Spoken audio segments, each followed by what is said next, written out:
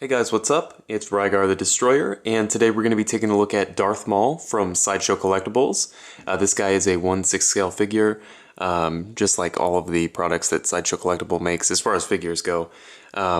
This guy, he is really cool, but before we take a closer look at him, let's go ahead and take a look at his packaging.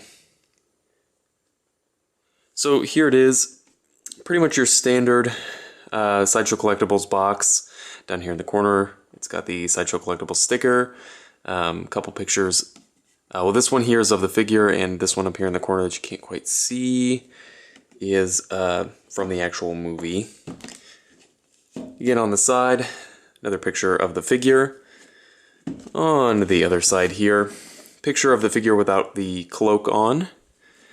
And on the back, some pictures from the movie, another picture of the figure itself, and the other figures that were released in this wave. If you've never seen a Sideshow Collectibles box before, it's just like basically all of them. It's got magnets that hold it closed here on the side.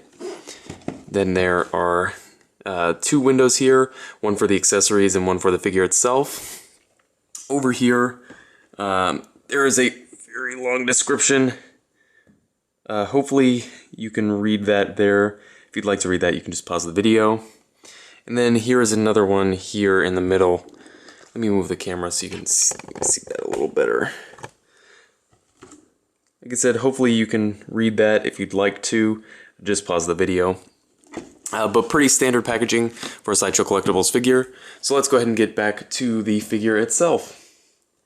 So he stands, let's see here.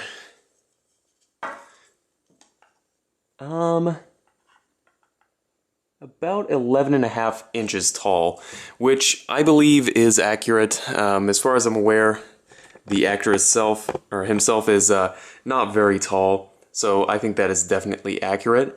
And this guy does come with some good accessories here. I'll go ahead and run through them. The first one, and probably the most important, is the double-bladed lightsaber. I'll give you a closer look at the handle or the hilt on the other ones that he's got here, but let me put him off to the side. He also comes with the lightsaber with the one hilt, or the one blade extended. And here's a closer look at the hilt. Really, really nice accessory. Here is the unignited blade, or unignited hilt. Oh my gosh, I cannot talk tonight. Then he's got the battle-damaged lightsaber that's still got the blade on it. And then he's got just the hilt of the battle-damaged lightsaber. So pretty nice range for lightsabers. He also comes with these micro binoculars. Really nice accessory, lots of detail on that. Looks really good. And he's got a couple different hands here. This one's a loose grip hand with the controller on it. I will say that this is really sloppy for Sideshow Collectibles figures. I hold them to a higher standard. I think they kind of failed a little bit on this hand. But on the other one, perfectly fine. Flavor pose or force hand. He also comes with two kind of loosely gripped glove hands.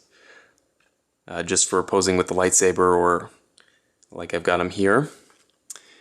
He also comes with a cloak, which, you know, is removable, and it's made of this kind of, it's almost kind of sheer fabric, which I think looks good.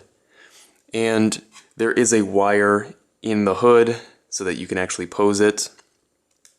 As far as articulation goes, it's pretty good. He's got a ball peg at the base of the neck.